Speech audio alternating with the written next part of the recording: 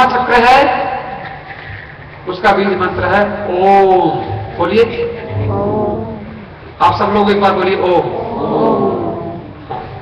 देखो ओम ऐसे नहीं बोला जाता। आप अपने घर बैठ जाओ, थोड़ा हाथों को ऐसे करो, ऐसे ऐसे करके, और दोनों घुटनों के ऊपर शाबाश। हम आपसे वादा करते हैं, आप अगर ठीक से शिव पुराण सुन लें, ये शिव पुराण की व्याख्या मैं कर रहा हूं अपने ढंग से, और इस तरह से बैठे हैं। ये 3 उंगलियां हैं, ये 1 उंगली है, ये अंगूठा है। भगवान ने, ये पृथ्वी है, ये जल है, ये अग्नि है, ये वायु है, आकाश है। ये पृथ्वी का प्रतिनिधित्व करती है उंगली, पृथ्वी, जल, अग्नि, वायु, आकाश। ये 3 उंगली एक साथ रहती है हमेशा, चौथी उंगली इनके साथ जुड़ी रहती है। 5वां जो अंगूठा है ये अलग रहता है। ये क्या है? ये 3 उंगली 3 गुण है। ये गुण है तमोगुण, ये है रजोगुण, और ये कौन सा है? बोलो, सत्व गुण। सतोगुण नहीं बोलते, सत्व गुण, सत्व गुण। तमोगुण, रजोगुण, तमोगुण, रजोगुण, सतोगुण, ऐसा बोलते। सत्व सतोगुण नहीं होता, सत्व गुण। तमोगुण, रजोगुण, सत्वगुण। तो ये तीनों उंगलियां हैं, 3 गुण हैं। ये कौन है? ये जीवात्मा है। 3 गुण वाला संसार है। संसार में कोई आदमी सत्वगुणी मिलेगा, कोई रजोगुणी मिलेगा, कोई तमोगुणी मिलेगा। यही संसार है। और ये जीवात्मा संसार के साथ लगा रहता है। कभी सत्वगुणी बन जाता है, गंगा गए तो गंगादास, जमुना गए तो जमुनादास। कथा में बैठ गए तो बढ़िया महात्मा बन गए, हम तो बहुत बड़ी महात्मा। दूसरी जगह गए तो दूसरा काम करने लग गए। लेकिन जमाना बदलता है अक्सर, मर्द वो है जो जमाने को बदल देते हैं। जोर से बजाओ, बजा नहीं है। मैं इसलिए नहीं कह रहा कि मैंने बढ़िया बात कही, मैं इसलिए कह रहा हूं कि आपके पॉइंट बनते हैं एक्यूप्रेशर के। यहां पर हार्ट का पॉइंट है, यहाँ किडनी का है बीच में, यहाँ पर इंटेस्टाइन का पॉइंट है, आंखों का। ये जो है माइंड के हैं। आपका दिमाग ठीक ना, ब्रेन ठीक ना काम करता हो, यहां से ताली बजाने के लिए। कई लोग ताली बजाते हैं, और उसमें मैंने देखा ताली बजाते हैं तो ऐसे कर देते हैं, जैसे हाथ झाड़ रहे होंगे। और मैंने कहा कि ताली बोले सब बजा रहे थे, मुझे तो अच्छा लगा नहीं, मैंने लेकिन सबको बजानी थी, लेकिन मैंने हाथ झाड़ दिया, कुछ समझ में नहीं आया हमारे। मतलब होता है ताली बजाने का। लेकिन कह रहा कि ताली तुमने क्यों बजाई? बोले मैं तो इसी विधरता की तरह से प्रेशर हो जाएगा, मेरे पॉइंट दब जाएंगे। मुझे कथा तो अच्छी लगी नहीं। ये बात। अच्छा, ये जो बीज मंत्र है, ये जो ऊपर का जो है, इसका मंत्र है ओम। लेकिन जरा ध्यान देना, मैं आपको अभी कह रहा था, ऐसे उंगली आपने की, यह है जीवात्मा और यह है परमात्मा। यह है 3 गुण। जीवात्मा संसार के साथ रहना चाहता है, स्वभाव है ना उंगली का। इस उंगली को कहो कि तुम इसके साथ रहो, बोले बहुत मुश्किल है, इसके साथ रहना ठीक है नहीं? देखो जुड़ी हुई है इनके साथ। ये आपकी और हमारी गलती नहीं है, हम संसार के साथ रहना चाहते हैं, भगवान के साथ रहना चाहते हैं। मरने की किसी की इच्छा नहीं, तो मर जाओ, हम क्यों मरे? तू मर जा। मरने को तो जाता है। लेकिन हमारे महात्मा कहते हैं, लोग कहते हैं कि देखो मर गया, अरे कैद से छूटा हुआ अपने घर गया। मरने के बाद सोचा, टेलीफोन तक नहीं किया। एक हमारा दोस्त मर गया, वो अरे टेलीफोन तो कर देता, कम से कम ठीक पहुंच गया, हमें चिंता हो रही थी। आप ईमेल कर देता, वापस। भगवान के पास क्या नहीं होगा? कंप्यूटर नहीं होगा वहां, जरूर होगा, लेकिन आज तक किया ही नहीं कुछ उसने। एक आदमी लौट के आया मरने के बाद, आ जाते हैं कई बार। वो कहता मैं तो उससे पूछा कि तुम? बोले करे बाबा मुझे फिर आना पड़ गया। तो इतना आनंद है मरने के बाद, लोग बिना मतलब डरते हैं, लोगों को पता नहीं है कि वहां इतना आनंद है। इतना पता चल जाए तो कोई मरने से डरे नहीं। इसलिए हमारे महात्मा मरने से डरते नहीं, कभी मौत से डरते नहीं है, क्योंकि मृत्यु हमें परमात्मा से मिला। तो ये ऐसे हाथ करके और ऐसे बैठना और ओम बोलना। आपको ओम बोलना आता है, लेकिन मैं और एक और तरह से बताता हूं। जिससे कि आपको ओम बोलने से कुछ मिले। कैसे बोलना है, एक बार मेरी को मुझे देखो, सुनो मैं कैसे बोलना नहीं। पहले खूब सांस लें, फिर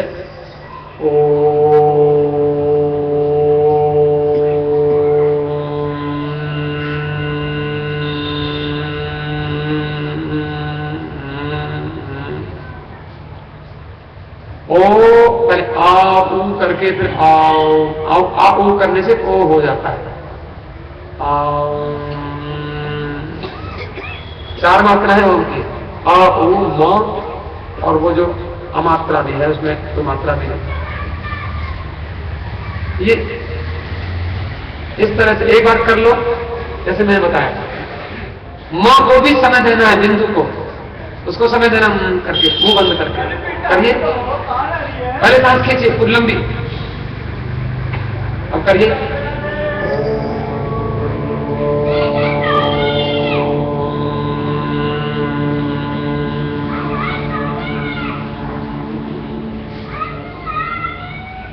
धन्यवाद। अभ्यास करना, इसके करने से अच्छा थोड़ा सा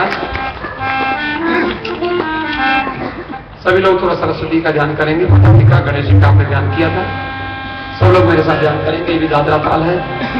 शारदे मां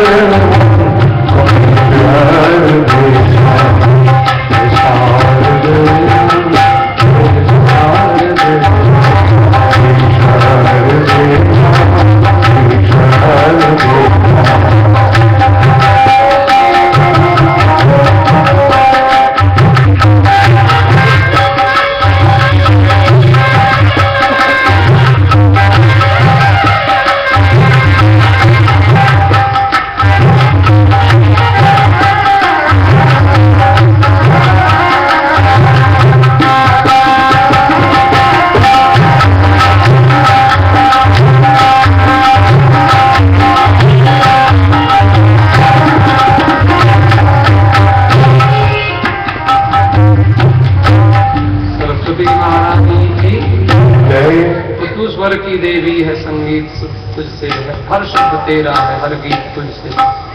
हम हैं अकेले, हम हैं अधूरे, तेरी शरण हम, हमें प्यार दे। मैं आपको निवेदन कर रहा था शिव पुराण में, विद्येश्वर संहिता में, असल में गंगा यमुना और सरस्वती के संगम में मुनि लोग प्रयागराज में विराजमान थे और वहां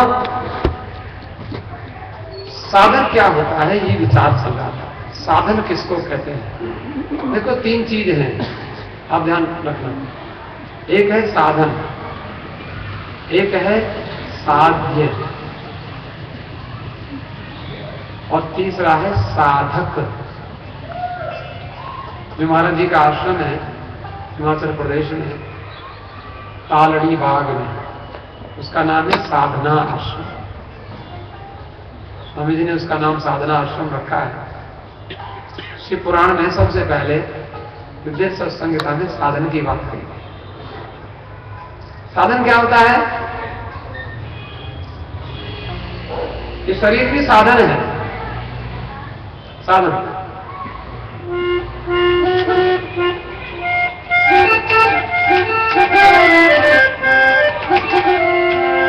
उसमें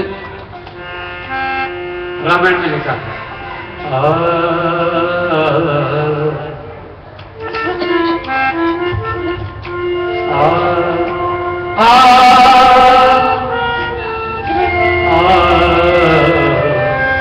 साधन मोक्ष कर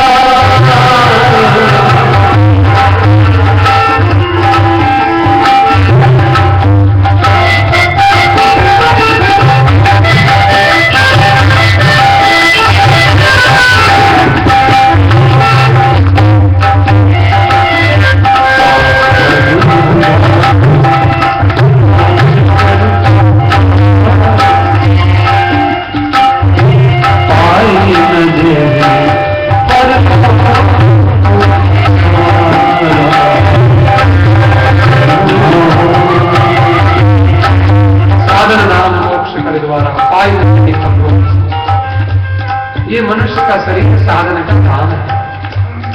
इसमें साधन कर सकते हो। साधन क्या होता है? स्कूटर है आपके सामने खड़ा, ये साधन है, लेकिन आपने वहां छोड़ दिया। इसका भी है, तो यहाँ आए हुए स्कूटर वाले तो स्कूटर को छोड़ के यहाँ लेके नहीं, यहाँ अगर लेके आते तो यहाँ के प्रबंधक कहते हैं वहां छोड़ दिया। ये साधन का काम है, पंडाल तक पहुंचने का साधन है।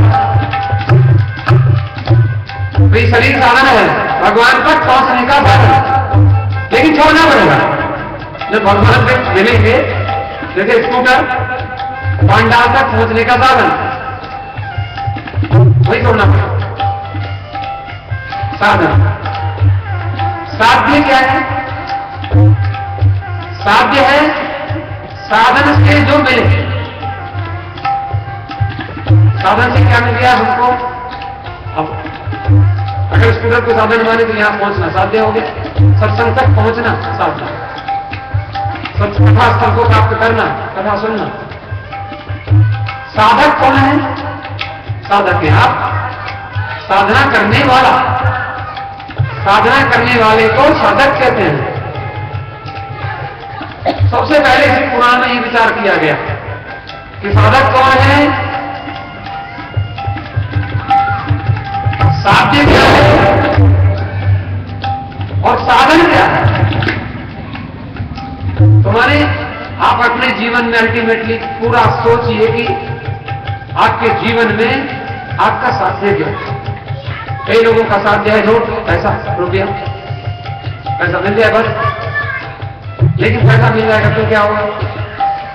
इतने लोगों को मिल गया है, और मिल गया है उनको लोग मारने को बोलते रहते हैं, पैसा बहुत है इसके पास, इसको मार के सारा चीज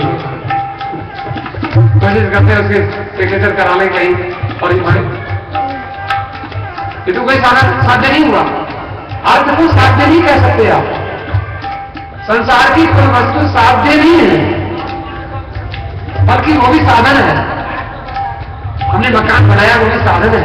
रहेंगे आराम से, थोड़ा 7 दिन जीना है तो थोड़ा आराम से जी लेंगे, रह लेंगे, लेकिन जीवन का लक्ष्य तो मकान बनाना नहीं है ना। तो साध्य है परमात्मा की प्राप्ति, और शिव पुराण की भाषा में शिव पद की प्राप्ति। हमारे जीवन का कल्याण हो, हमें कहीं हमारा आना जाना मिल जाए।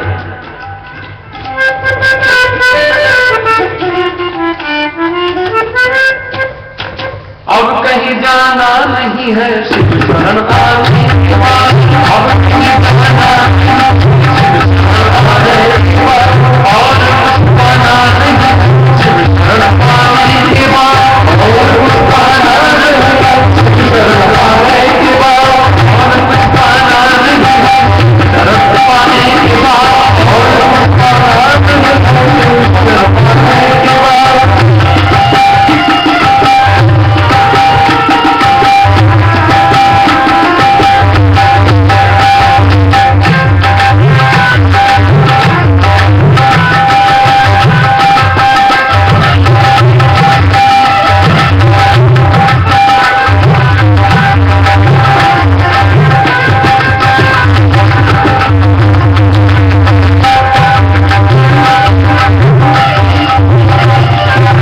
और कुछ पाना नहीं, शरण पाने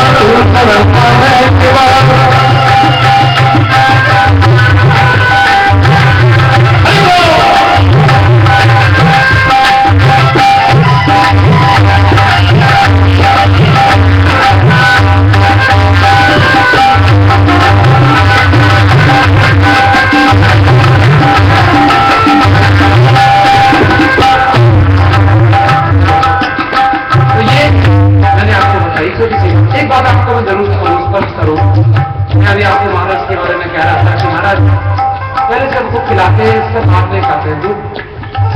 कहते महाराज दूध पी लो। बोले अच्छा तुमने पिया? अरे उसे पूछ क्या उसने पिया? तो मुझे कुत्ते को भी जरा पिलाया किसी ने, बिल्ली को पिलाया कि नहीं? एक उदाहरण मैं आपको देता हूं। एक आदमी, एक व्यक्ति ने अनुभव किया, कहीं यात्रा करनी थी, बहुत लोग जा रहे थे, और कई बार देखा ना, आपने देखा होगा वन वे ट्रैफिक होता है, वन वे ट्रैफिक होता है, एक ओर से जाना होता है, दूसरी ओर से आना होता है, ऐसा बनाया जाता है। आना इस रास्ते से आना, जैसे उत्तर नगर में आप सड़क पर चलते हैं तो इधर से जाना है, उधर से आना, ऐसे चलते हैं दो रास्ते। तो लोग कहीं जा रहे थे, रास्ते में 20 किलोमीटर की सुरंग पड़ गई, लेकिन पैदल चल रहे थे लोग। तीर्थ यात्राएं होती है, सुरंग पड़ जाती है, पहले ऐसा होता था। लेकिन सुरंग में चलते चलते हुआ क्या, आपको मैं बता रहा हूं, स्वामी जी ने साधना आश्रम बनाया, और महाराज श्री के हाथों से यहां स्थापना होगी, और आप लोगों ने बड़ी मेहनत करके, बड़ी भगवान से प्रार्थना की कि शिव मंदिर हमारा ठीक हो जाए। आखिर क्या मिलेगा आपको? जो बनवा रहे हैं, जो कर रहे हैं, बेचारा एक लड़का है, उसने भी, और सब ने, हम तो आपको सब जितने लोग बैठे सबका उसने आशीर्वाद है। उदाहरण देता हूं मैं आपको। आप क्या करते हो? आपको क्या पड़ी है, कोई खावे ना खावे, आप खा लो, अपना खा के सो जाओ, ये भी कर सकते हो। लेकिन कई लोगों का स्वभाव होता है, सुरंग में जा रहे थे, उनके पैरों में कुछ कंकड़ चुभे, कंकड़ी पड़ी हुई थी। एक आदमी ने सोचा कि कंकड़ी पड़ी है, हमारे पीछे भी लोग आ रहे हैं, मेरे पैर में चुभी सो चुभी, पीछे आने वाले के पैर में तो कम से कम ना चुभे। कंकड़ी को उठाया और जेब में डाल दिया। इधर से और दो चार कंकड़ी चुभी, उनको भी उठाया, जेब में डाल दिया। इधर से उठाया तो जेब में डाल दिया। कंकड़ियां जेब में डालते गए।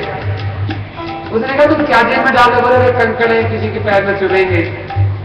और इस बेचारे तीर्थ यात्री आते हैं, इस सुरंग से निकलना पड़ता है, अंधेरा है, दिखते नहीं, एक अंधेरा, एक पैर में चुभती है कंकड़ियां, तो मैं इसे जेब में डाल लूं, बाहर निकल के फेंक दूंगा। उसके देखा देखी बोले हाँ मुझे भी डालनी चाहिए।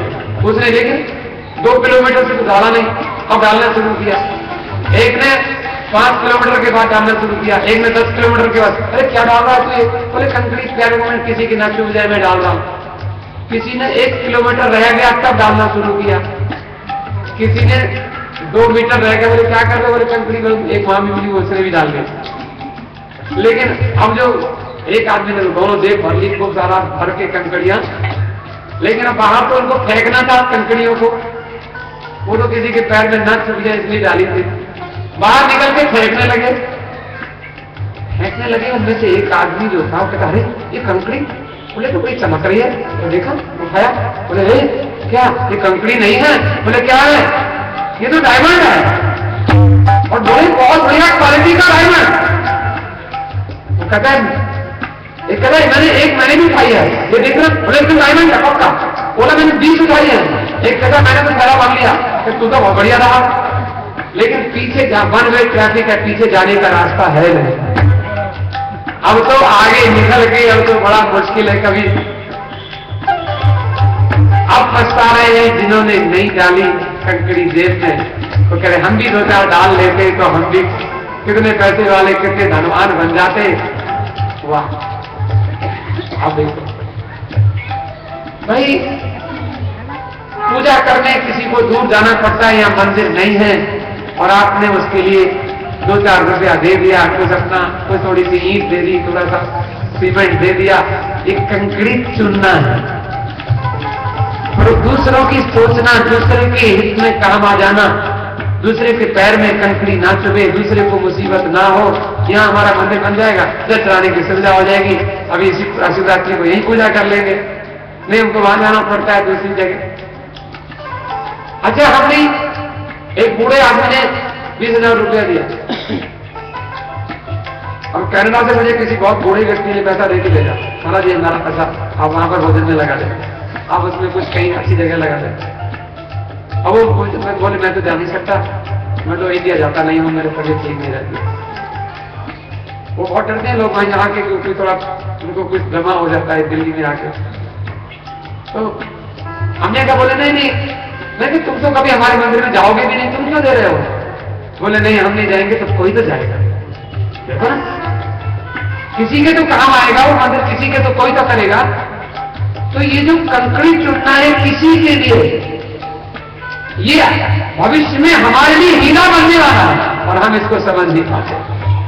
और बाद में जिन्होंने नहीं किया, जिन्होंने दूसरे की क्या पढ़ा, वेदकटारियों जी के उनके घर में वेद मंदिर अली लोग केड़ी में क्या जरूरत पड़ी है कि यहाँ रामपाल जी को क्या कमी है कि हम बेचारे आकर के और यहाँ सेवा कर रहे हैं, तो वो हमारा मंदिर इतना बढ़िया तो नहीं, उनका तो बहुत बढ़िया मंदिर है।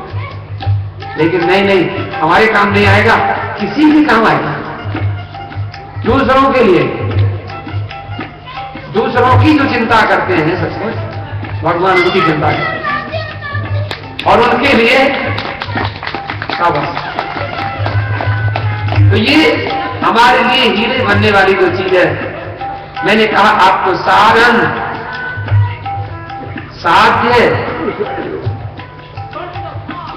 और साधक 3 विषयों का प्रयागराज में विचार हुआ।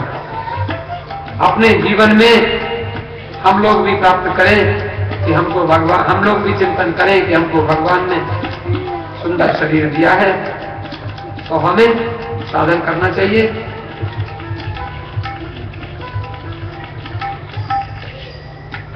आप जो कथा सुनते हैं,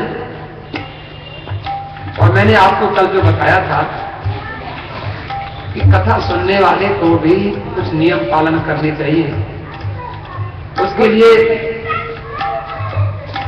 कहते हैं सवेरे से जब तक कथा समाप्त ना हो तब तक व्रत रहना चाहिए। ऐसे शिव पुराण सुनने की महिमा है। और बाद में भी क्या खाना चाहिए, उसमें शिव पुराण में महात्म्य में लिखा हुआ है क्या क्या चीज खा सकते हो। बोले चावल खा सकते हो, घी खा सकते हो, दूध खा सकते हो, तिल खा सकते हो। कौन कौन सी चीज खा सकते हो, मखाने खा सकते हो, किशमिश खा सकते हो। जिस चीज का हवन किया जाता है, हविष्यान्न, इन चीजों का होम किया जाता है, उसको भोजन करना चाहिए। इसका मतलब ये नहीं है कि ये तो बताया है लेकिन आप नहीं खा सको, कथा कल से कथा सुनने आना मत, ऐसे नहीं। अगर कुछ जरूरी नहीं है उसकी जगह कुछ और खा लो, लेकिन आपको अगर ये चीजें खा के आओगे, तिल खा लो। तिल खाने से गर्मी ठंडी नहीं लगती, तिल खाने से पेट साफ हो जाता है, तिल खाने से मन अच्छा रहता है, ताकत भी आती है, जिससे कथा सुनने का नियम बढ़िया बन सके। और गरिष्ठ अन्न खाओ, दाल खाओ, जला हुआ अन्न खाओ, सेम खाने को, मसूर खाने को, सेम खाने को, जला हुआ खाने को मना किया गया। भावदुष्ट अन्न खाने को मना किया गया और प्याज लहसुन खाने को मना किया, हींग खाने को भी मना किया, जैसा हो सके।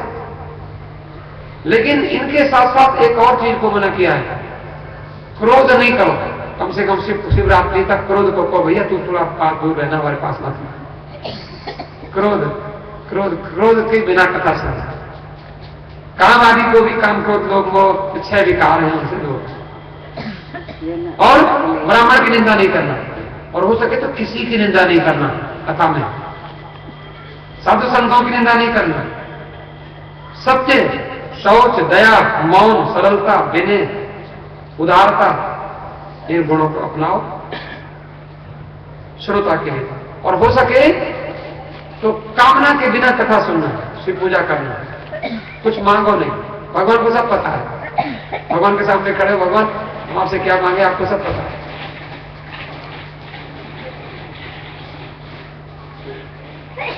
यह सकाम भी हो सकते हैं, कोई बात नहीं है। कई लोगों की कामना होती है कि हमारी कोई कामना ही ना रहे, ये भी एक कामना है। लेकिन कोई कामना अगर है, आवश्यकता है अगर जीवन में, तो भगवान से कह सकते हैं। भगवान से नहीं मांगे किससे मांगे। निष्काम पुरुष मोक्ष पाता है, संतान रहित संतान पाता है, और इसमें आप बैठे बैठे समय मिले तो शिव पंचाक्षरी मंत्र जप सकते हैं, नमः शिवाय। और कथा में जहां शिव पुराण की कथा होती है, वहां ब्राह्मण के द्वारा भी शिव पंचाक्षरी मंत्र का जप किया जाता है, होम भी किया जाता है पंचाक्षरी मंत्र से। और ब्राह्मणों को कुछ दान भी हविष्यान्न किए जाते हैं। शिव सहस्र नाम का पाठ किया जाता है। शिव पुराण के कोटि रुद्र संहिता के 35वें अध्याय को शिव सहस्र नाम कहते हैं। शिव जी के 1000 नाम उसमें कहे गए, उनका भी पाठ किया जाता है, श्रवण किया जाता है। और फिर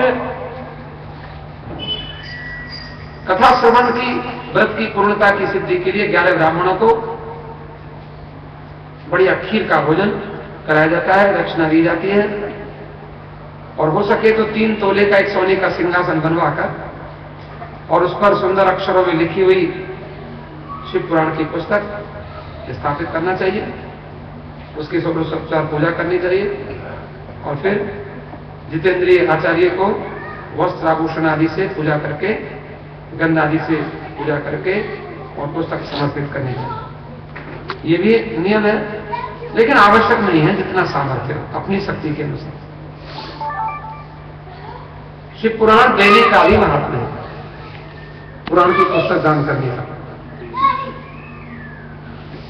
तो ये मैंने आपको कल सब बताया था। साध्य साधन, अब इसमें देखो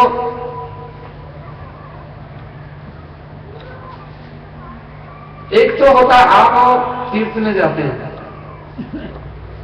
और तीर्थ में जाकर भगवान का दर्शन करते हैं, और एक होता है आप योगाभ्यास करते हैं, एक होता है आप काशी में जाकर वेद पढ़ते हैं, पुराण पढ़ते हैं, शास्त्र पढ़ते हैं, शिक्षा, कल्प, व्याकरण, निरुक्त, छंद, ज्योतिष, वेदों के 6 अंग पढ़ते हैं, 6 शास्त्र पढ़ते हैं, पूर्व मीमांसा, न्याय, वैशेषिक, मीमांसा, न्याय, वैशेषिक, पूर्व मीमांसा पढ़ते हैं, धर्मशास्त्र, न्याय शास्त्र, वैशेषिक शास्त्र, सांख्य शास्त्र, योग शास्त्र और उत्तर मीमांसा शास्त्र, इसको वेदांत कहते हैं। ये भी साधना है, साधन है। माला जपते हैं, मंदिर में जाते हैं, पूजा करते हैं, षोडशोपचार करते हैं, दशोपचार करते हैं, पंचोपचार पूजा करते हैं, बड़ी विधि है। और उसमें कई हमारे ऐसे महात्मा भी होते हैं, देखो पंचोपचार में भगवान को जल चढ़ाना, भगवान को फूल चढ़ाना, भगवान को धूप चढ़ाना, भगवान को दीप और भगवान को नैवेद्य, पंचोपचार। तो कई उसकी मुद्राएं भी होती हैं उसको, क्योंकि पृथ्वी, जल, अग्नि, वायु, आकाश, इन 5 से ही पूजा होती है। ये लम, वम, रम, अगर इस मुद्रा को दिखाते हैं तो दीपक दिखाने की मुद्रा हो जाती है। इसको दिखाते हैं तो ये आकाश। तो ये सब पंचोपचार पूजाएं हैं, तो जो भी करते हैं। लेकिन यहां जो शिव पुराण में सबसे श्रेष्ठ साधन बताया, ऐसे कहते हैं, उत्तमा सहजा अवस्था, मध्यमा ध्यान धारणा, तीर्थ यात्रा अधमा प्रोक्ता, मूर्ति पूजा दमा प्रोक्ता, या तीर्थ यात्रा अधमा दमा। सहज अवस्था सबसे बढ़िया है, आपको सहज में भगवान का भजन होता रहे, सहज में ही भगवान का भजन। इसके लिए 3 साधन बताए, जरा ध्यान देना। 3 साधन क्या है? जैसे वेद में श्रवण, मनन, निधिध्यासन 3 साधन है।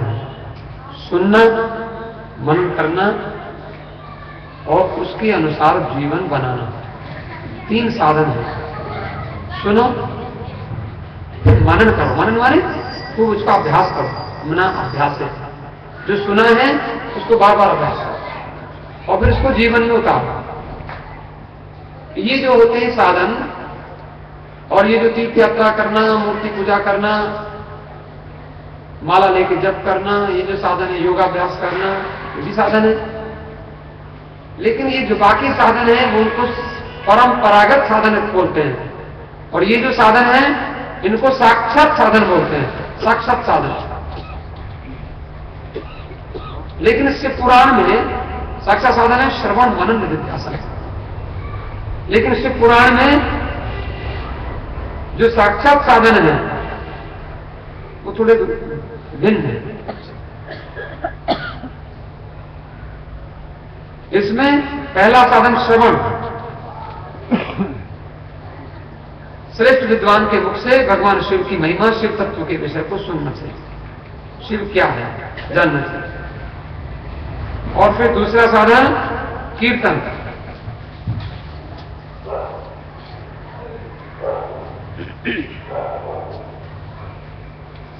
कहते हैं श्रवण इंद्रिय के द्वारा जो कुछ सुना जाता है, क्या होता है, आंख से कोई चीज हम देखते हैं, प्रत्यक्ष दिखाई पड़ती है, उसमें हम प्रवृत्त हो जाते हैं। लेकिन जिस वस्तु का कहीं प्रत्यक्ष दर्शन नहीं होता उसको श्रवण किया जाता है।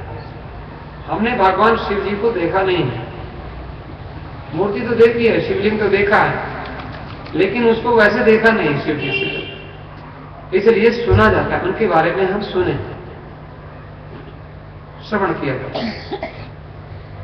और उसकी प्राप्ति के लिए चेष्टा की जाती है। पहला साधन श्रवण, गुरुमुख से सुनकर, और साधन कीर्तन, मनन, मनन पर्यंत साधन की, श्रवण, कीर्तन और मनन।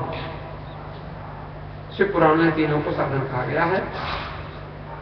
तो धीरे धीरे जो मोक्ष जो मिलता है, मोक्ष के कई प्रकार हैं। पहले तो सालोक की मुक्ति मिलती है, भगवान का लोक मिल जाता है। सालोक्य है, फिर सारूप्य है, सामीप्य है, सायुज्य है। धीरे धीरे भगवान का संयोग मिल जाता है, शिव जी का। और जब भगवान से संयोग हो जाता है हमारा, तो क्या होता है, भगवान से संयोग होने पर हमारे सारे रोग नष्ट होने लगते हैं। धीरे धीरे रोग नष्ट होने लगता है। और फिर जब रोग नष्ट होने लगते हैं तो फिर आनंद की अनुभूति होने लगती है। हमें आनंद, उठते हुए, बैठते हुए, खाते हुए, सोते हुए आनंद। रोग नष्ट होते हैं, आनंद होता है। लेकिन फिर एक तो आनंद होता है लौकिक आनंद, बढ़िया कपड़े पहनो, बढ़िया खाओ, बढ़िया घूमो फिरो, लेकिन वो लौकिक आनंद भी विलीन हो जाता है।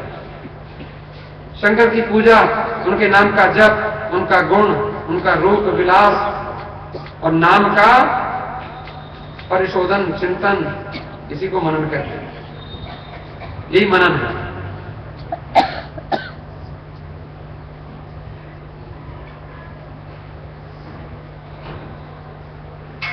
व्यास जी महाराज सरस्वती नदी के किनारे पर तपस्या कर रहे थे और अचानक सनत कुमार जी वहां पहुंचे और वहां उन्होंने इनको देखा। सूत जी महाराज ने एक कथा सुनाई। ये ध्यान में बैठे हुए थे। सनत कुमार जी को अपने सामने खड़ा हुआ देखकर खड़े हो गए, उनके चरणों में प्रणाम किया। तो हमारे यहाँ नियम है, जब कोई सामने आवे तो बड़े लोग आवे तो पाप अर्घ उनको, उनके चरण धो, ठंडी हो तो चरण गर्म पानी से धो, उनको थोड़ी सी गर्मी हो तो थोड़ा हवा जैसे होता है, और ठंडी में आ रहे हो तो हवा नहीं करना। ठंडी में आ रहे हो एयर कंडीशन चला दो, उनको बैठो महाराज। तो मैंने सुना था कि किताब में लिखा था कि गुरु जी आ जाए तो उनको एयर कंडीशन में बिठाओ, लेकिन जनवरी में थोड़ी कहा था, वो जेठ के महीने में कहा था। इतना ध्यान रखना। उनके चरणों में प्रणाम भी किया, प्रसन्न हुए। सनत कुमार जी विनीत भाव से खड़े हुए व्यास जी से कहने लगे कि तुम सत्य वस्तु का चिंतन करो, और वो सत्य वस्तु कौन है? वो शिव ही सत्य है। सत्यम शिवम सुंदरम।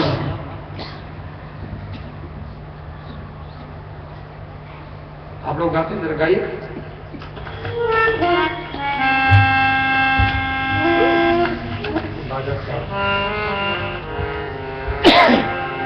सत्यम शिवम सुंदरम।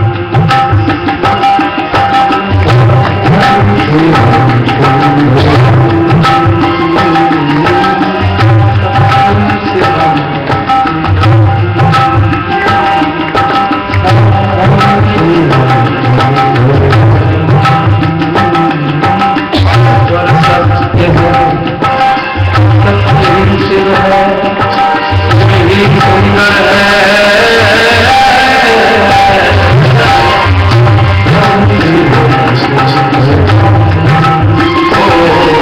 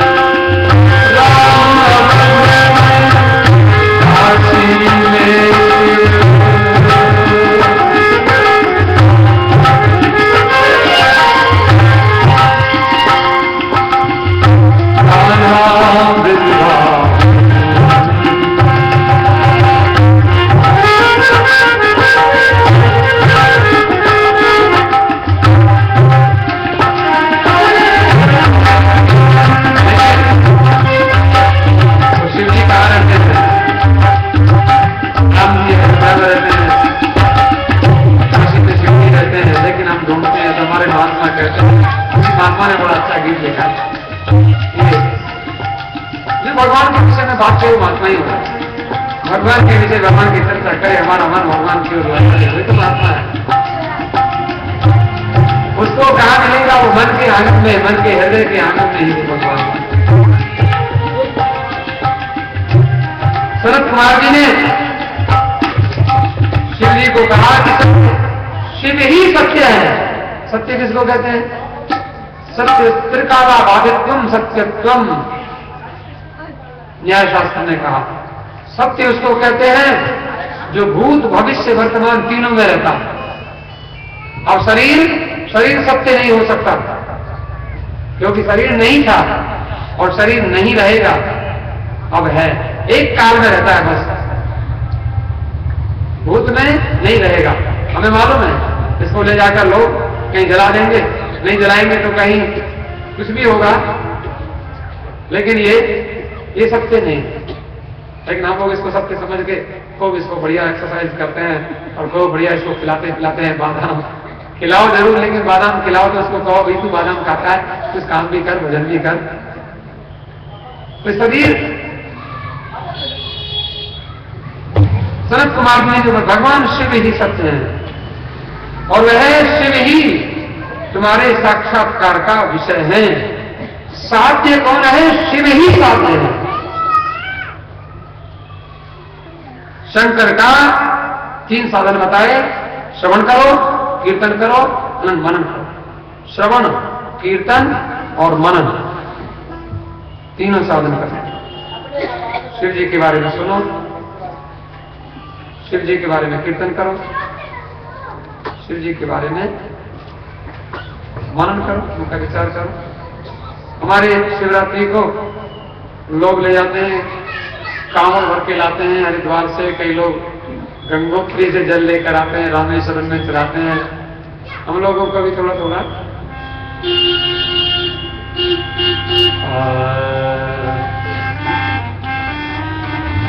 अभी कई दिन है, शिव पुराण की कथा हो रही है, हम थोड़ा साधन कर रहे हैं। अपने मन की कांवड़ में थोड़ा थोड़ा जल भर लें सब। शिव जी को जो चढ़ाना है, शिवरात्रि के दिन चारों पैर की पूजा होगी यहाँ, तो कांवड़ में थोड़ा थोड़ा, कांवड़ में गंगा जी का जल, कांवड़ में गंगा जी का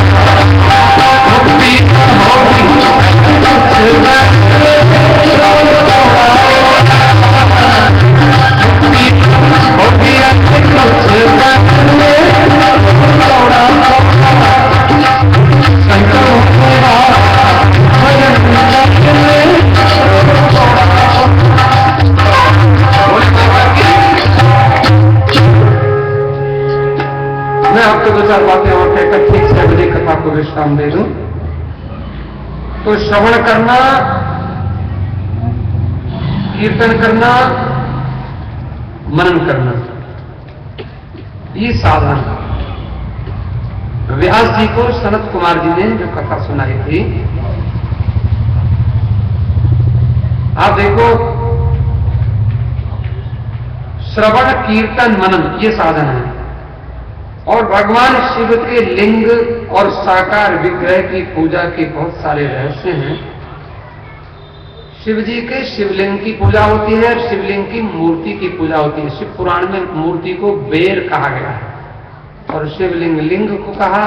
संस्कृत व्याकरण में लीनम गमयति इति लिंगम। शिवलिंग में, शिवलिंग के ऊपर के भाग में शिव जी हैं, शिवलिंग के मध्य भाग में विष्णु जी हैं, शिवलिंग के नीचे के भाग में ब्रह्मा जी हैं और शिवलिंग के सारे में, शिवलिंग में सारे देवता हैं शिवलिंग में। और शिवलिंग में जो जलहरी है वो माता जी हैं, भगवती जगदम्बा है, ऐसा। अच्छा, इसमें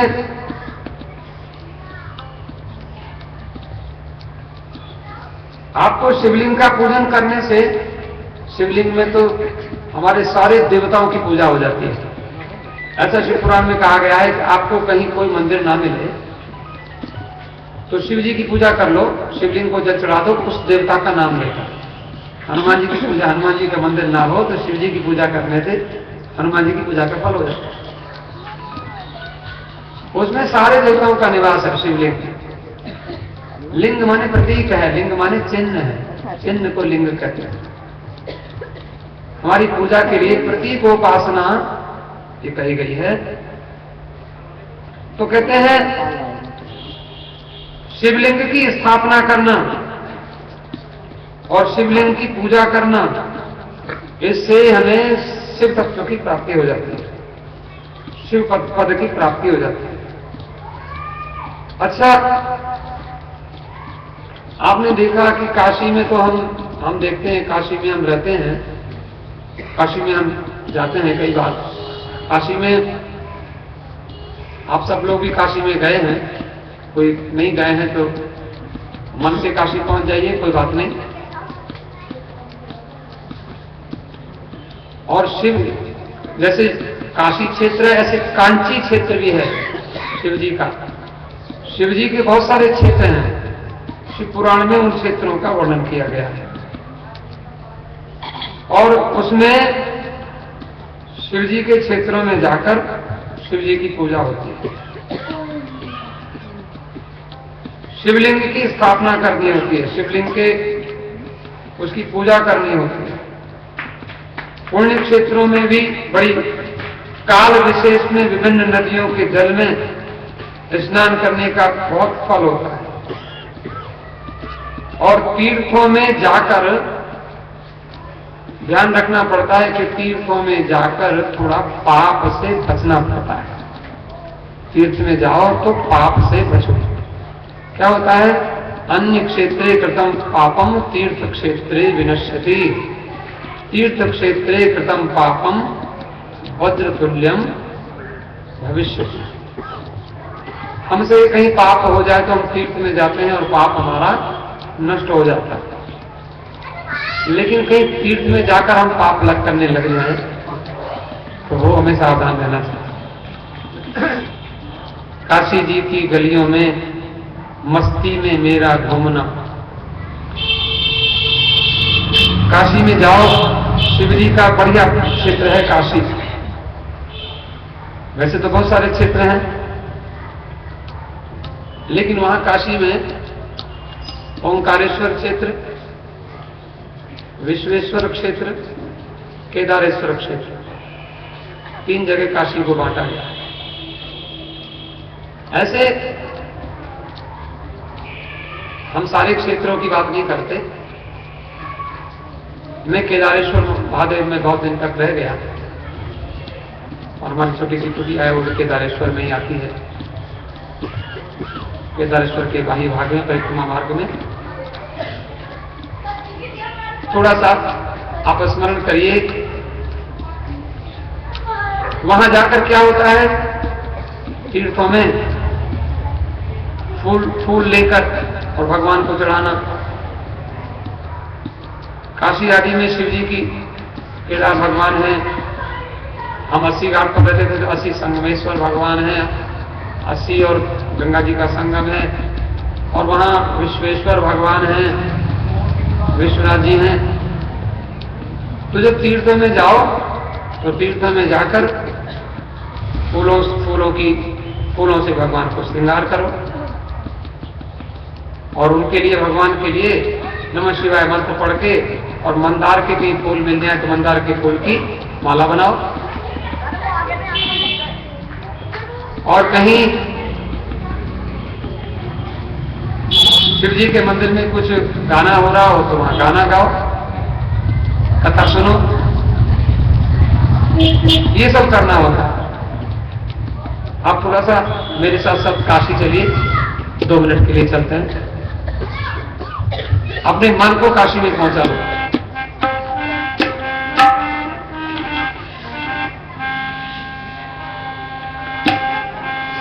काशी जी की गलियों में मस्ती में मेरा घूमना, काशी जी की गलियों में मस्ती में मेरा घूमना, मस्ती में मेरा घूमना, मौत में मेरा घूमना, मस्ती में मेरा घूमना, मौत में मेरा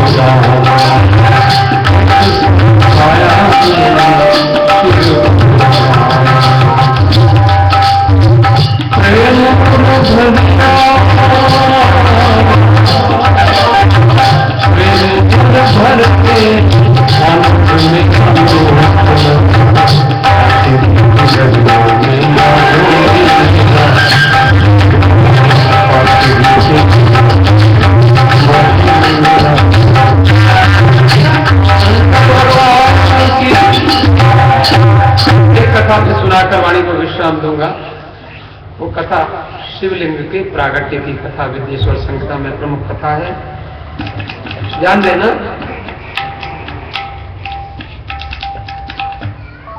महेश्वर ब्रह्मा और विष्णु को निष्कल और सकल स्वरूप का परिचय देते हुए पूजन का महत्व बताते हैं। एक बार ब्रह्मा और विष्णु में थोड़ा सा एक दूसरे से एक वार्तालाप हो गया और ब्रह्मा विष्णु ने एक दूसरे को कहा तुम मुझे प्रणाम करो। ब्रह्मा जी ने कहा तुम मुझे प्रणाम करो, मैं बड़ा हूं। विष्णु ने ब्रह्मा से कहा, ब्रह्मा ने विष्णु से कहा, लेकिन ये ब्रह्मा जी अपने को श्रेष्ठ समझते हैं, विष्णु जी अपने को श्रेष्ठ समझते हैं। आखिर ब्रह्मा विष्णु का झगड़ा हो गया और ब्रह्मा विष्णु के झगड़े में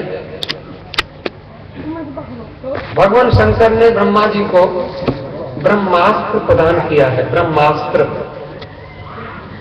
और विष्णु जी को पाशुपत नाम का एक अस्त्र प्रदान किया है। तो झगड़ा हो जाए तो इसका मतलब ये नहीं है कि एक दूसरे के ऊपर अस्त्र शस्त्र चलाने लग जाओ। अस्त्र शस्त्र रक्षा के लिए नहीं है।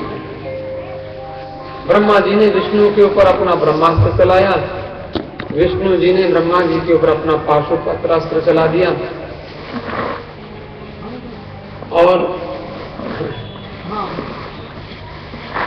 सारे देवता बेचारे घबरा गए, कहीं ऐसा ना हो प्रलय ना हो जाए। ब्रह्मा और विष्णु के झगड़े में सारे देवता बेचारे डर गए, सारे संसार में प्रलय का जैसा वातावरण बन गया। आखिर ये झगड़ा कैसे शांत हो? एक हम आपको निवेदन करें, आप जो शिवलिंग की पूजा करेंगे यहाँ हमारे सब ब्राह्मण विद्वानों के द्वारा और आप लोगों सब लोगों का सहयोग है, हमारे भाई साहब हमारे आदरणीय वशिष्ठ जी और इनके सहयोगी बहुत सारे गण, सब लोग बड़े परिश्रम से, सतीश जी सब लोग मेहनत से लगे हैं। आखिर ऐसे शिवलिंग की पूजा करने से क्या हो जाएगा? आपको हम बताएं, शिवलिंग की पूजा का सबसे बड़ा फल है झगड़ा ना होना।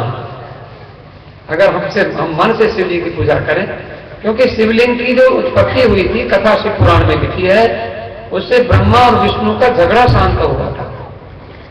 शिवलिंग जहां स्थापित होता है, अगर हमारा सच्चा मन है तो हम चाहते हैं कि ऐसे तो संसार में कहीं झगड़ा ना हो, हमारी भावना तो यही है, लेकिन हम संसार के झगड़े को ना रोक सके तो कम से कम हमारे क्षेत्र में जहां हम रहते हैं वहां तो झगड़ा ना हो, वहां पति पत्नी प्रेम से रहें, भाई भाई प्रेम से रहें। विष्णु और ब्रह्मा जी झगड़ा करने लगे। झगड़ा क्यों होता है? कोई कहता तू मेरी बात मान, मेरी बात सही है, वो कहता नहीं मेरी बात सही है, यही झगड़ा। मैं तुझसे श्रेष्ठ हूं, वो कहता मैं तुझसे श्रेष्ठ हूं। अगर एक दूसरे की मान लें तो झगड़ा होता ही नहीं है। लेकिन झगड़ा होने के कारण में उसका निराकरण कैसे करना चाहिए? तो बताते हैं कि जब विष्णु जी ब्रह्मा जी को मार रहे थे, ब्रह्मा जी विष्णु जी को मार रहे थे ब्रह्मास्त्र पाशुपत अस्त्र से, तो बीच में एक अवरोध पैदा हुआ। अवरोध माने रुकावट। रुकावट कैसा? खंभा, एक स्तंभ, और ज्योतिर्मय स्तंभ था, उसमें बड़ा चमकता हुआ, बड़ा उसमें प्रकाश प्रकाश। और ब्रह्मा जी उस स्तंभ के दूसरी ओर थे, विष्णु इस ओर थे। ब्रह्मा तो कहां रहा? विष्णु जी ऐसे देख रहे हैं, तो मुझे दिखाई नहीं पड़ रहा है, मैं तुझे मारूंगा पाशुपत अस्त्र से। और विष्णु जी, ब्रह्मा जी कहते विष्णु मैं तुम्हें देख नहीं पा रहा, मैं तुम्हें मारना चाहता हूं। अरे रुकावट के लिए तो बीच में भगवान आए। भगवान कभी भी हम नहीं चाहते कि हम लोग आपस में लड़ें, खून खराबा करें, झगड़ा करें, एक दूसरे से मन मुटाव करके अपने मन को खराब करें। भगवान नहीं चाहते, भोले बाबा बिल्कुल नहीं चाहते। तो भोले बाबा प्रकट हुए और विष्णु भगवान और ब्रह्मा जी का झगड़ा अपने आप ही शांत हो गया। लेकिन दोनों की आवाज सुनाई पड़ रही है, तो दोनों ने कहा अच्छा तो हम दोनों में श्रेष्ठ कौन सा हुआ, कौन किसको प्रणाम करेगा? आखिर दोनों में वार्तालाप हुआ, निश्चय ये हुआ ये बीच में जो रुकावट है, पहले तो इस रुकावट को समझना चाहिए। ये कितनी गहरी है और कितनी ऊंची है, ये नीचे कहां तक जा रही है, ऊपर कहां तक जा रही है, इसका पार पाना चाहिए। तो ब्रह्मा और विष्णु में विचार हुआ। ब्रह्मा जी ने कहा मैं ऊपर की इसका देख के आता हूं ऊपर कितना है, और विष्णु ने कहा मैं नीचे तक देख के आता हूं नीचा कितना है, इसकी गहराई कितनी है मैं देखूंगा। ब्रह्मा जी ने कहा मैं इसकी ऊंचाई देखूं नापूंगा। और दोनों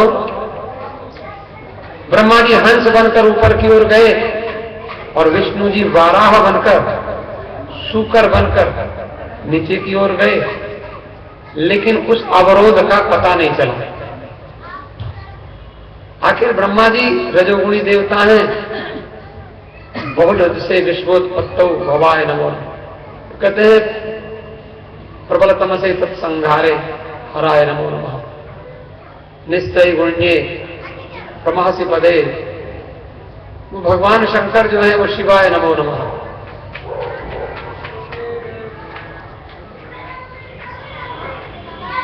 कहते हैं ब्रह्मा जी के मन में थोड़ा सा रजोगुण आया और ब्रह्मा जी ने झूठ बोल दिया। ब्रह्मा जी जब ऊपर जा रहे थे तो ब्रह्मा जी ने एक केतकी के पुष्प को ऊपर से गिरता हुआ देखा। तो ब्रह्मा जी केतकी के पुष्प से बोले कि तुम कहां से आ रहे हो? बोले हम ऊपर से आ रहे हैं। बोले कितनी ऊपर से? कि बहुत ऊपर से। कि ये तुमको पता है ये जो अवरोध है, ये जो प्रकाश में ये स्तंभ है, ये कितना ऊंचा है? बोले मुझे पता नहीं है। कि तुम कब से चले हो? बोले बड़े दिन हो गए चलते हुए, मैं ऊपर से गिर रहा था फूल, मैं बहुत दिन से चल रहा हूं लेकिन मुझे पता नहीं है, बहुत ऊपर से आ रहा हूं। ब्रह्मा जी ने कहा मैं तो इसका पार पाने जा रहा था ऊंचाई नापने। बोले छोड़ दो, भूल जाओ, पता नहीं चल, मुझे तो पता चला नहीं, मैं तो बहुत ऊपर से आ रहा हूं, मुझसे भी ऊपर था। कितने दिन लगेंगे? बोले पता नहीं। तो ब्रह्मा जी ने सोचा कि अब इसका पार तो पाया नहीं जाएगा, तो केतकी को कहा कि देख हम ब्रह्मा हैं और तुम हमारे लिए थोड़ा झूठ बोल दोगे? बोले क्या बोलना है? बोले नीचे विष्णु से कह देना कि हमने इसका पार पा लिया, हमने इसका अंतिम छोर पा लिया। उसने कहा ठीक है, आप वही ब्रह्मा हो उन्होंने सृष्टि बनाई है? बोले हाँ। बोले फिर आपको तो हमको तो आपने ही बनाया है, तो आपके लिए थोड़ा झूठ बोलने में हमारा क्या जाता है? जिस ब्रह्मा जी ने हमको बनाया, केतकी बोल ले, उसके बाद ब्रह्मा जी की बात मान ली। केतकी का पुष्प नीचे आया और केतकी के पुष्प ने ब्रह्मा जी के सामने, ब्रह्मा जी से विष्णु भगवान से ब्रह्मा जी ने कहा विष्णु मैं उस शिवलिंग के छोर को, उस अवरोध के ज्योतिर्मय जो अवरोध है, तो शिवलिंग तो तब तक था नहीं उसका नाम, मैं उसका पार पाकर देख कर आ रहा हूं ऊपर के छोर से। और देखो ये मेरे सामने ये गवाह है मेरा केतकी का फूल। केतकी का फूल पहले भगवान शंकर को बहुत प्रिय होता था, लेकिन आजकल भगवान शंकर को केतकी का फूल चढ़ता नहीं है। भोले बाबा ने कहा ये तो केतकी का फूल झूठ बोल रहा है। भोले बाबा वो शिवलिंग के अवरोध के भीतर तो भोले बाबा बैठे हुए थे, ऊपर से वो अवरोध प्रकट कर दिया था भोले बाबा ने। उन्होंने कहा ये तो ठीक नहीं है भाई, इस तरह से झूठ बोलना। विष्णु भगवान ने मान ली ब्रह्मा जी की बात। तो ब्रह्मा जी हमारी शर्त यही हुई थी कि हम नीचे देख के आएंगे, तुम ऊपर देख के आओ। तो तुम बड़े हो गए, ऐसा करते हैं हम तुम्हारा पाद्य अर्घ्य स्नान आदि से हम तुम्हारा पूजन करते हैं। जब विष्णु भगवान ब्रह्मा जी का पूजन करने के लिए चले, उसी समय भगवान को हमारे शास्त्रों में कहा गया अपूज्य यत्र पूज्यन्ते पूज्या नाम च व्यतिक्रमः तीर्ण तत्व प्रवर्तन्ते अकालम मरणम भयम। जो पूजनीय नहीं है उनकी पूजा होती हो, और जो पूजनीय हैं उनकी पूजा ना होती हो, तो तीन चीजें होती हैं, अकाल होता है, या मृत्यु होती है, या भय होता है।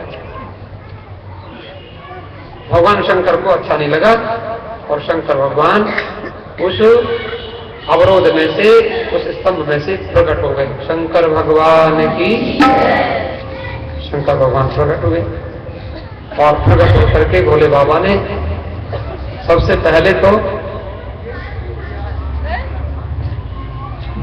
के ऊपर क्रोध किया और ब्रह्मा जी के ऊपर गुस्सा करके भोले बाबा ने सोचा कि ब्रह्मा झूठ बोलता है, और भोले बाबा ने अपनी भ्रकुटी से एक पुरुष को पैदा किया, भीषण आकृति का पुरुष, और उसने कहा महाराज मुझे क्या आज्ञा है? बोले ब्रह्मा जी का झूठ बोलने वाला सिर काट दो। उसने अपने बड़े हुए नाखून से ब्रह्मा जी का सिर काट दिया, और ब्रह्मा जी चार मुख वाले रह गए। लेकिन शिव जी का क्रोध शांत नहीं हुआ, ब्रह्मा के ऊपर और क्रोध करने लगे। तब विष्णु भगवान ने शंकर भगवान को शांत किया कि देखो ये ब्रह्मा है, अगर इनको तुम ऐसे नष्ट कर दोगे तो सृष्टि कौन बनाएगा? उस समय से ब्रह्मा जी चार मुंह वाले हो गए, और शंकर भगवान ने कहा कि ब्रह्मा तुम्हारे मंदिर बना करते थे, पहले ब्रह्मा जी के बहुत मंदिर हुआ करते थे, अब तुम्हारे हर जगह मंदिर नहीं होंगे। काशी में हमने काशी में मंदिर देखा ब्रह्मा जी का छोटा सा, जहाँ संजय पाठक रहते हैं उसके पास में ही बड़ा मंदिर है, पुष्कर तालाब है, लेकिन पुष्कर में मंदिर, बड़ा मंदिर पुष्कर में है। और ब्रह्मा जी के मंदिर ज्यादा होते नहीं हैं, ब्रह्मा जी को पूजा का अधिकार नहीं दिया। केतकी के फूल को कहा आज से तुम हमारी पूजा में नहीं चढ़ोगे, तुमने झूठ बोला। और उसके बाद में लेकिन जब केतकी के पुष्प ने प्रार्थना की महाराज ऐसा मत करो, ब्रह्मा जी ने प्रार्थना की महाराज हमें क्षमा करो, तो कहा कोई बात नहीं, जब हमारा यज्ञ होगा तो रुद्र यज्ञ भी होता है तो ब्रह्मा जी का आसन होता है, ब्रह्मा जी का उनको पूजा की जाती है, ब्रह्मा जी को उनको वरण किया जाता है। ब्रह्मा के बिना कोई भी यज्ञ संपन्न नहीं होता। और केतकी के फूल को कहा कि तुम मेरे शिवलिंग पर तो नहीं चढ़ोगे, लेकिन मेरे मंडप में, मेरी पूजा के स्थान में अगर मंडप बनाया जाएगा तो तुम वहां शोभा पाओगे। ऐसा भगवान ने केतकी के पुष्प को और ब्रह्मा जी को थोड़ा सा दंडित किया। और उसके बाद में ब्रह्मा और विष्णु को भोले बाबा ने कहा कि तुम आपस में झगड़ा ना किया करो, और झगड़ा करने का कारण है कि तुमको बोध नहीं है, तुमको समझ नहीं है। समझ आए उसके लिए क्या करना होगा? उसके लिए तुमको मंत्र जप करना होगा। तो ब्रह्मा जी और विष्णु जी को एक बढ़िया मंत्र दिया। कौन सा मंत्र दिया? ओम। और एक और मंत्र दिया, वो दिया नमः शिवाय। दो मंत्र ब्रह्मा और विष्णु को दिए। किसने? भोले बाबा ने। और भोले बाबा बोले कि मैं तुम्हारा गुरु बन गया आज से, तो अब बोलो हमें गुरु दक्षिणा क्या दोगे? ब्रह्मा और विष्णु ने सोचा हम शंकर भगवान को गुरु दक्षिणा में क्या दें। तो सोचते सोचते उनके मन में आया कि चलो हम क्या दे सकते हैं भोले बाबा को। तो मन में सोचते सोचते इन्होंने विचार किया कि चलो एक काम करते हैं, इनको अपना मन ही दे देते हैं। तो भोले बाबा ने दोनों के मन को स्वीकार किया। मन को उसमें आत्मा कहा जाता है, लेकिन शिव पुराण में लिखा है आत्मा को समर्पित कर दिया। आत्मा माने मन, आत्मा माने जीवात्मा, आत्मा माने अपने आप को ही भगवान शंकर के चरणों में समर्पित कर दिया ब्रह्मा और विष्णु को। ब्रह्मा और विष्णु ने बोले बाबा प्रसन्न हुए, कथा का समय समाप्त हो गया है, तो आपको बहुत धन्यवाद। इसी तरह से कल को भी हम कथा करेंगे बड़ी श्रद्धा से। थोड़ा सा भगवान का नाम लेंगे, भगवान को प्रणाम करते हुए आरती करेंगे। शिव शंकर भोले भाल तुमको लाखों प्रणाम।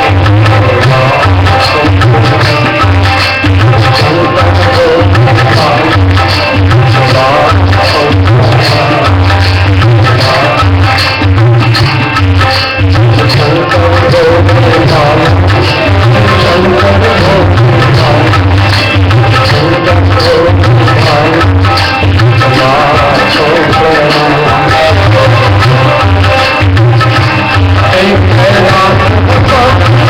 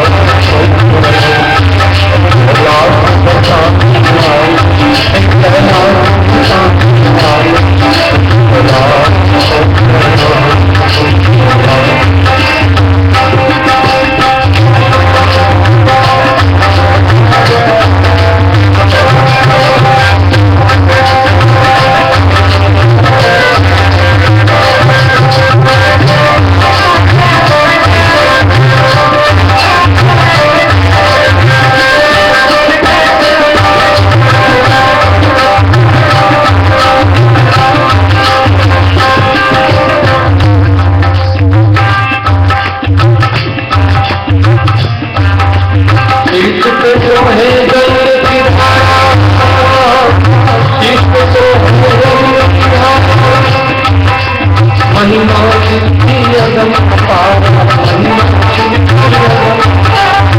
महिमा तेरी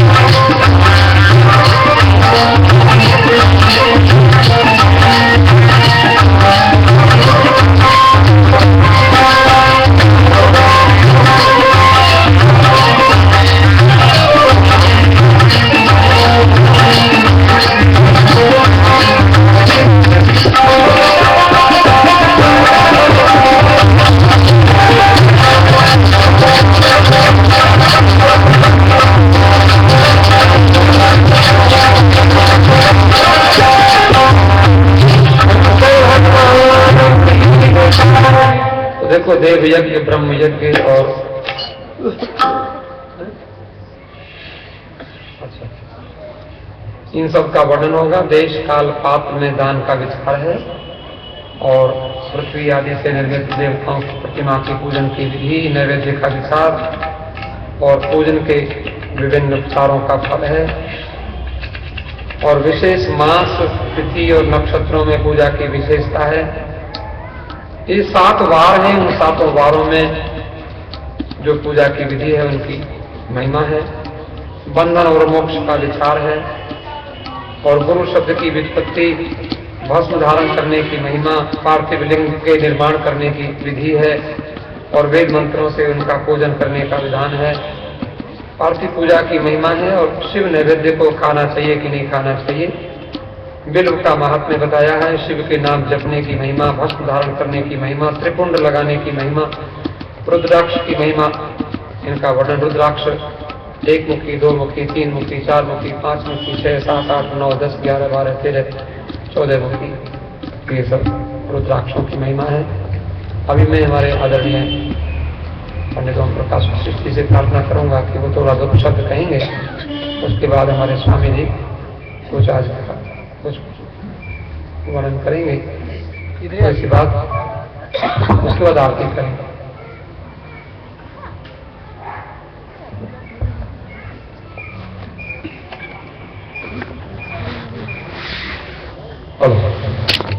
शंकर भगवान की जय।